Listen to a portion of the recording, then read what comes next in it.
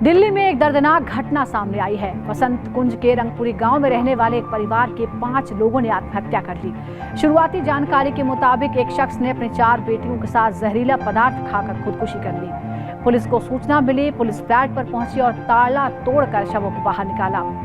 चारों बेटियां दिव्यांग होने की वजह से चलने फिरने में असमर्थ बताई जाती थी।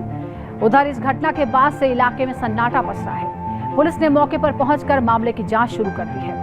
जानकारी के मुताबिक एक किराए के मकान में रहने वाले 50 साल के हीरालाल की संदिग्ध परिस्थितियों में मौत हुई है।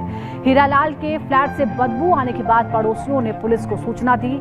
मूल रूप से बिहार के छपरा जिले के रहने वाले हीरालाल अपनी 4 बेटियों के साथ इस मकान में रहते थे। पत्नी का पहले ही निधन हो चुका है। हीरालाल वसंत कुंज के एक अस्पताल में कारपेंटर का काम करते थे। घटना की जानकारी सामने आने के बाद लोग चौंक गए हैं। पुलिस स्थानीय लोगों से पूछताछ कर रही है।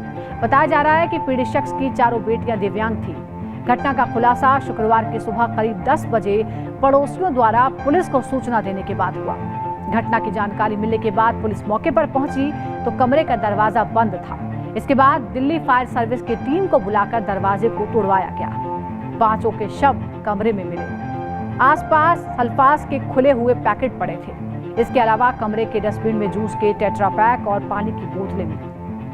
पुलिस ने शवों को बाहर निकाला। फिलहाल पुलिस इस मामले की जांच कर रही है। पुलिस इस बात का पता लगाने की कोशिश में जुटी है कि एक शख्स और उसकी 4 बेटियों ने सुसाइड क्यों किया, आत्महत्या क्यों की। दिल्ली पुलिस के मुताबिक शुरुआती जांच से लग रहा है कि पिता ने पहले सभी को सल्फास खिलाया और बाद में खुद भी खा लिया। दिल्ली पुलिस ने मौके पर दिल्ली एफएसएल, सीबीआई एफएसएल और सफदरजंग अस्पताल के डॉक्टरों की टीम से जांच करवाई है। पुलिस का कहना है कि शुरुआती जांच से मामला आत्महत्या का जरूर लगता है, लेकिन इन 5 ने ऐसा कदम क्यों उठाया? कब से इसके बारे में वो प्लान कर रहे थे, योजना बना रहे थे? क्या पिता ने ही अपनी बेटियों को जहर दिया और फिर आत्महत्या की? कई एंगल से इस मामले की जांच होगी। फिलहाल पोस्टमार्टम रिपोर्ट आने के बाद ही मौत की असली वजह स्पष्ट हो पाएगी। चारों बेटियों के पेट और गले में लाल कलावे बंधे थे। चारों बेटियों के शव पहले कमरे के डबल बेड पर थे और हीरालाल का शव दूसरे कमरे में मिला। 5 के मुंह से सफेद झाग निकल रहा था। जानकारी के मुताबिक पत्नी की मौत के बाद हीरालाल टूट चुके थे। वो सुबह काम पर जाते, लेकिन उससे पहले सभी बेटियों के लिए खाने पीने की व्यवस्था करके जाते और फिर शाम को आकर सबसे पहले बेटियों की देखरेख करते, उनके खाने का इंतजाम करते। एक तरफ घर चलाने की जिम्मेदारियां, दूसरी तरफ चारों बेटियों की दिव्यांगता का जिम्मा। धीरे धीरे हीरालाल की हिम्मत जवाब देने लगी और वो परेशान रहने लगे। अंत में हीरालाल ने अपनी बेटियों के साथ खुदकुशी कर ली।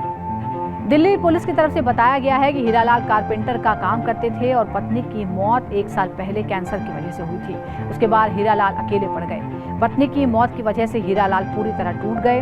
बेटियां दिव्यांग थी, चलने फिरने में असमर्थ थी, जिसकी वजह से हीरालाल परेशान रहते थे। हालांकि पुलिस को मौके से कोई सुसाइड नोट नहीं मिला है। पिता को सीसीटीवी फुटेज में 24 तारीख को घर के अंदर जाते हुए देखा गया था। उसके बाद से घर का दरवाजा बंद पड़ा था। पुलिस ने फिलहाल धारा 194 के तहत केस दर्ज कर लिया है और पोस्टमार्टम के लिए मेडिकल बोर्ड का गठन किया गया है। पुलिस सब पहलुओं से मामले की जांच कर रही है। हीरालाल वसंत कुंज स्थित इंडियन स्पाइनल इंजरी सेंटर में कारपेंटर का काम करते थे और उनकी तनख्वाह 25,000 रुपए थी। शायद आर्थिक तंगी भी इन आत्महत्याओं का कारण हो सकती है।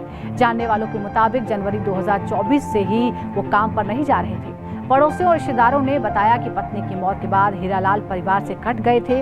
अपनी बेटियों के इलाज में ही लगे रहते थे। बेटियां भी मुश्किल से घर से बाहर निकलती थी। पड़ोसियों ने बताया कि उन्होंने आखिरी बार 24 सितंबर 2024 को हीरालाल और उनके परिवार को देखा था। सीसीटीवी फुटेज में हीरालाल 24 तारीख को अपने घर के अंदर जाते दिख रहे हैं। उसके बाद घर का दरवाजा बंद हो गया। फिलहाल पुलिस इस मामले की जांच कर रही है। शुरुआती तौर पर इसे आत्महत्या ही माना जा रहा है, लेकिन कई और पहलू इस मामले में हो सकते हैं। इस वीडियो में इतना ही। इसी तरह की और खबरों को जानने के लिए आप लगातार जुड़े रहिए रिपब्लिक भारत के डिजिटल प्लेटफॉर्म पर।